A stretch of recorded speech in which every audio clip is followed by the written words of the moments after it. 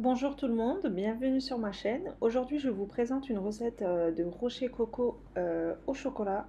C'est extrêmement bon. Alors, si vous aimez la noix de coco, ben, c'est une recette que vous devez tester absolument, car c'est un pur délice et vraiment super facile à faire avec très très peu d'ingrédients. Donc, si vous avez de la noix de coco à la maison, ben, n'hésitez pas à tester cette recette tout de suite, car franchement, c'est avec très très peu d'ingrédients et pour un résultat mais vraiment bluffant quoi. Vous allez adorer. Rien à voir avec celle qu'on achète dans le commerce, c'est 1000 fois meilleur fait à la maison et super simple. Donc je vous laisse avec la recette pour la suite. Et juste une petite parenthèse, si vous aimez mes vidéos, n'hésitez pas à me laisser un petit like ainsi qu'un petit commentaire. Et si vous n'êtes toujours pas abonné à ma chaîne, ben, vous pouvez vous abonner. Merci d'avance. Donc là, je passe à ma recette. Alors comme ingrédient, il nous faut juste 2 blancs d'œufs. Et moi, j'ai utilisé la moitié d'un verre de sucre. Donc c'est un verre de 200 millilitres. Donc le sucre, vous pouvez le doser selon vos goûts. Et une pincée de sel.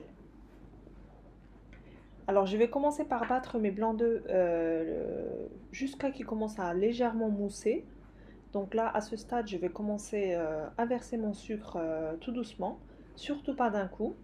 Mais là, le résultat qu'on veut, c'est pas des blancs en neige fermes, hein. C'est pas, on veut pas une meringue, on veut pas des blancs en neige fermes. On veut garder quand même une texture assez onctueuse.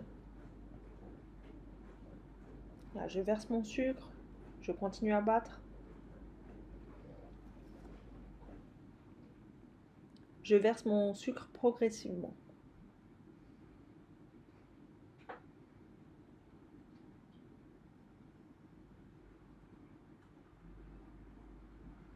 Je continue à battre encore 1 ou 2 minutes et ça sera bon. Comme j'ai dit, il ne faut pas avoir des blancs fermes.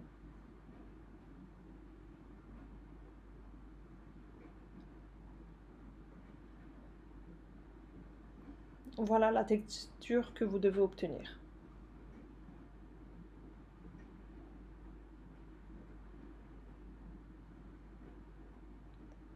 Voilà.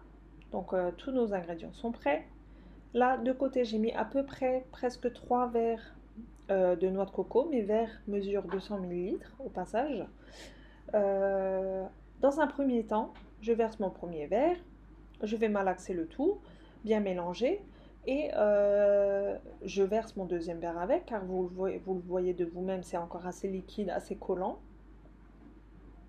Mais à partir de mon deuxième verre, je vais verser ma noix de coco progressivement en fait. Surtout pas d'un coup car sinon vous aurez du mal à ramasser votre pâte, hein, vous n'arriverez pas à faire des boules.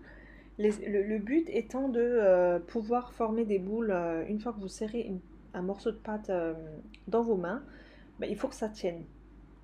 Là, comme vous le voyez, à ce stade, c'est encore trop liquide, trop mou. Je ne pourrais pas donner de forme en fait. Donc, vous mettez bien vos 2 verres de noix de coco. Et par la suite, vous rajoutez, mais vraiment par petite quantité, la noix de coco. Surtout pas d'un coup, car sinon vous aurez du mal à ramasser le tout. Et on malaxe bien le tout. De mon troisième verre, j'ai utilisé, on va dire, un tiers. Même pas la moitié totale, quoi, hein.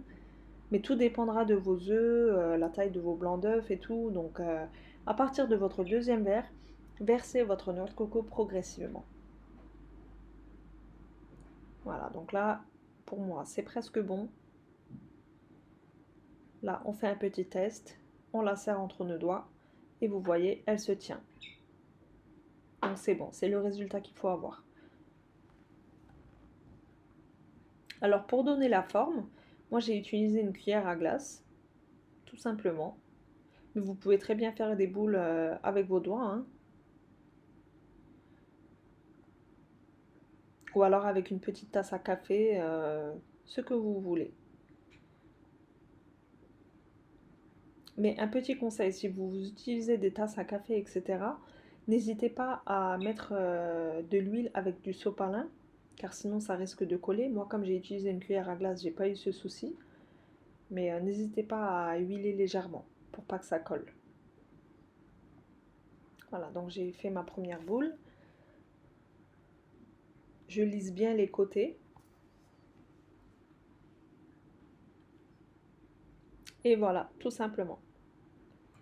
Et je fais de même avec toute ma pâte. Moi, ma cuillère à glace, elle est assez grande. Donc j'ai eu des gros rochers coco en fait, hein. Tout dépendra de la taille de votre ustensile que vous allez utiliser pour faire les rochers.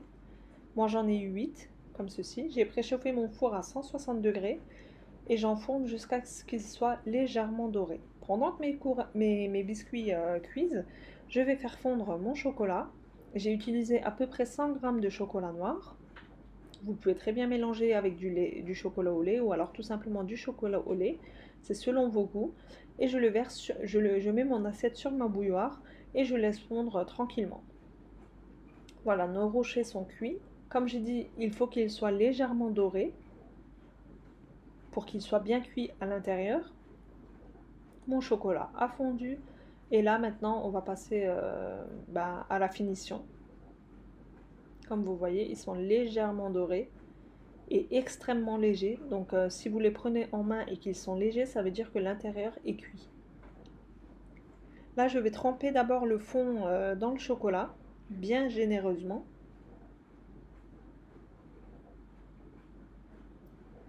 Et je le remets sur ma plaque recouverte d'un papier sulfurisé et que je vais mettre au frigo après pour que le chocolat durcisse.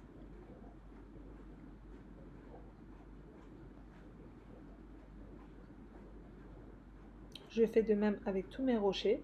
Si vous n'aimez pas le chocolat, bah, vous pouvez les laisser nature, hein, c'est comme vous voulez.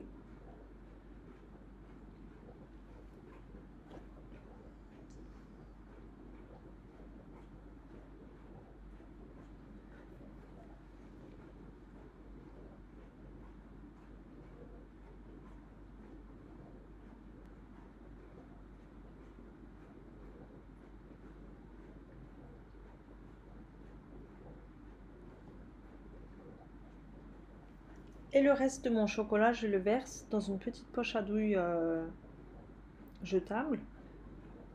Je vais couper l'extrémité avec un ciseau, mais vraiment légèrement pour avoir une pointe très fine. Je verse mon chocolat fondu à l'intérieur. Pour décorer cette fois-ci le dessus de mes rochers.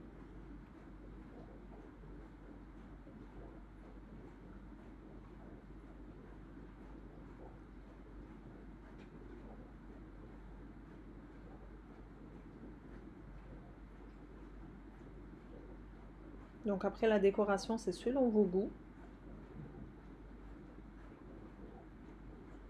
Après la déco, je les ai mis 5 minutes au frigo pour que le chocolat durcisse et on peut passer à la dégustation. Ils sont très bien cuits à l'intérieur.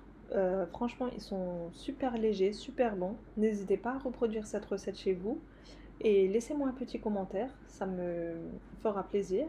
Et comme j'ai dit au début de la vidéo, si vous n'êtes toujours pas abonné à ma chaîne, n'hésitez pas à le faire. Donc c'est tout pour aujourd'hui pour moi, donc je vous dis à la prochaine pour une prochaine recette.